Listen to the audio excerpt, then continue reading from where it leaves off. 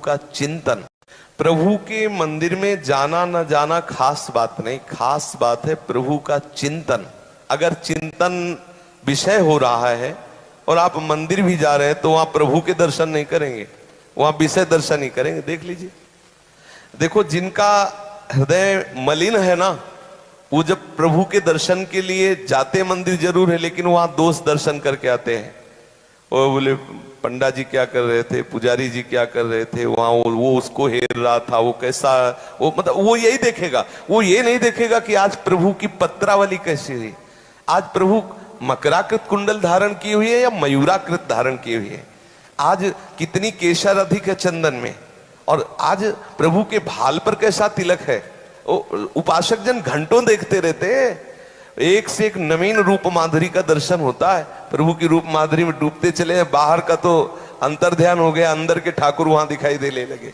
घंटों रूप माधुरी में डूबे, कभी आंख मूंद रहे, कभी नशे में से हो, घंटों खड़े रहते।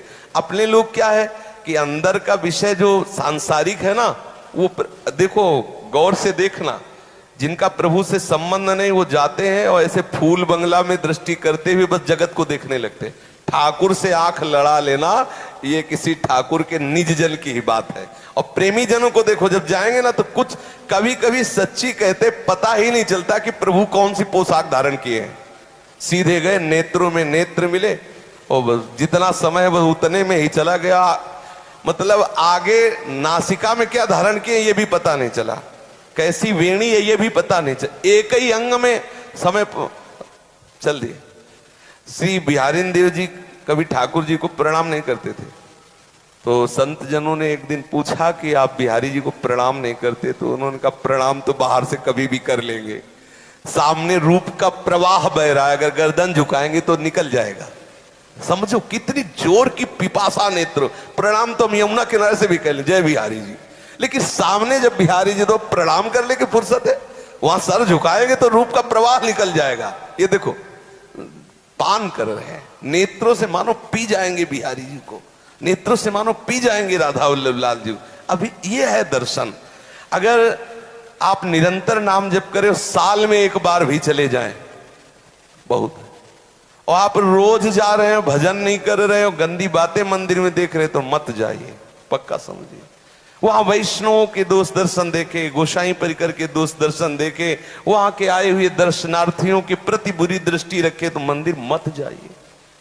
अगर जाइए तो नजर संभाल के जाइए, जिसके लिए जा रहे हैं उसी की सोच में जाइए, सिर्फ उसी को देखिए, ना किसी को प्रणाम, ना किसी को नमस्कार, ना करवाना ना करना प्रणाम नमस्कार, ना किसी की तरफ देखना ना बोलना, क्योंकि हम प्रीतम से मिलने जा रहे हैं।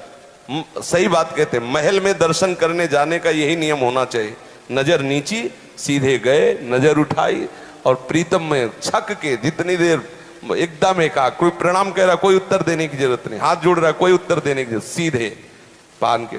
ये सब प्रणाम नमस्कार व्यवहार महल के बाहर, अंदर नहीं, अंदर नहीं, वो करता रहे, कोई मतलब नहीं रखा। अंदर तो बिल्कुल निरपेक्ष रहना चाहिए, केवल श्री जी के दर्शन किए और बस नेत्रों में छवि समाली, बाहर आए, बाहर प्रणाम नमस्कार वार्ता है, सब ऐसे दर्शन किया जाए। जय बार करने का मन हो तय बार करो, जितने दिन में करने का मन हो उतने दिन। समझ रहे हैं, हमारा मन है कि हम दिन में 3 बार श्री राधा वल्लभ जी के दर्शन करें, बिहारी जी के, तो ऐसे करो। हमारा मन है 3 महीने में एक बार करें, तो ऐसे करो।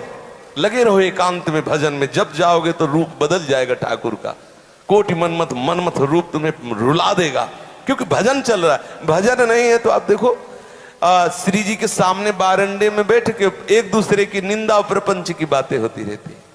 अब बोलो क्या दर्शन, ठाकुर जी इधर हैं और ऐसे मुंह कर ली, ठाकुर जी को ऐसे बातें हो रही आपस में, अरे वो ऐसा वो। अब बोलो सामने मालिक विराजमान, उनकी तरफ तुम हेर भी नहीं, ये महाअपराध है, नहीं जाना चाहिए मंदिर। महल मंदिर में जाए तो बिल्कुल सावधान, जैसे एक तुच्छ सेवक अपने बहुत बड़े मालिक के सामने जा रहा है। हमारे लिए ठाकुर जी मूर्ति थोड़ी है, मेरे प्राणाराध्य विराजमान, ग्रीवा झुकी हुई, सीधे जाए दर्शन किए और प्रार्थना करे कि मालिक आपके सिवा कोई है नहीं, हर समय आपकी ही रूप माधुरी बसी रहे। केवल हमें उन्हीं से बात करना है, औरों से बात करने के लिए तो बहुत समय है, कुछ मिनट दिया है ठाकुर जी, तो केवल हम उन्हें देखेंगे, उनसे बात करेंगे। एकमात्र केवल सदगुरुदेव जब पधारें तब फिर इष्ट से नेत्र हटा ले, सदगुरुदेव को साष्टांग प्रणाम करे तो खुद अनुमति दे देंगे, आप दर्शन करो। हमने देखा है गुरुजन तुरंत कह प्रणाम, आप दर्शन करो, दर्शन करो। ये एकमात्र सदगुरुदेव के लिए ऐसा शास्त्र करता है, नहीं तो बस एक श्री जी के दर्शन ऐसा। तो अब आप ये देख लो खुद कि एकांत में आप श्री जी के सिवा और कुछ चिंतन मनन कर रहे हो और कोई चेष्टा कर रहे हो तो प्रमाद स्थिति ठीक नहीं है। रोज जाइए।